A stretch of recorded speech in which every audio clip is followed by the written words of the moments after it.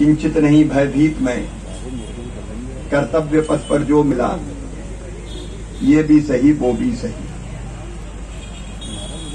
अद्भुत अटल जी, अजात शत्रु अटल जी, हर दिल अजीज अटल जी। पार्टी को तो उन्होंने बनाया, गढ़ा, जनसंघ, जनता पार्टी, फिर भारतीय जनता पार्टी। और देश की जो कल्पना उनके दिमाग में थी और जिसको उन्होंने साकार करने का प्रयास किया जब वो प्रधानमंत्री बने, देश को परमाणु शक्ति संपन्न राष्ट्र अगर बनाया तो श्रीमान अटल बिहारी वाजपेयी जी ने बनाया। उस समय याद होगा अमेरिका दादागिरी कर रहा था। जब पहला परमाणु विस्फोट हुआ तो धमकी दी गई थी कि दूसरा मत कर देना।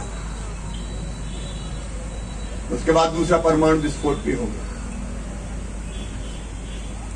CIA देखती रह गई, उपग्रह घूमते रह गए।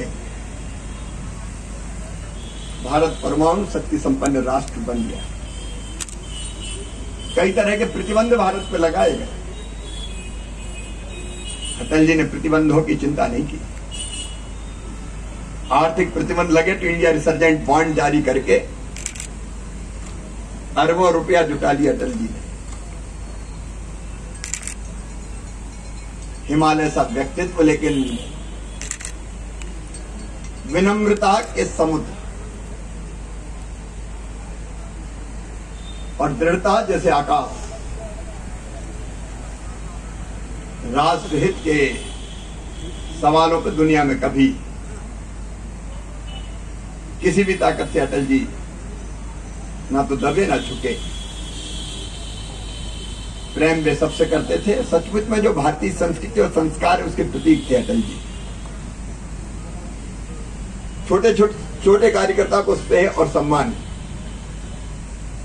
मुस्कुराहट उनके होंठों पर जैसे तैरती थी।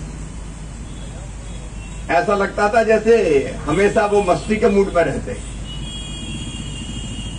मैं विदिशा से उनके बाद चुनाव लड़ा था। उसके बाद उन्होंने नाम ही मेरा रख दिया विदिशापति। जब भी मैं दिखता था, आओ विदिशापति। उनकी अपनी शैली थी। जब संसद में बहस हो रही थी,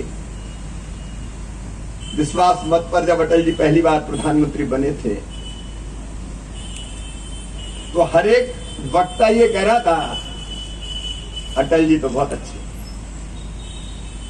अटल जी ने अपनी स्टाइल में कहा था, ऐसा अच्छे अटल जी का तुम क्या करने वाले हो।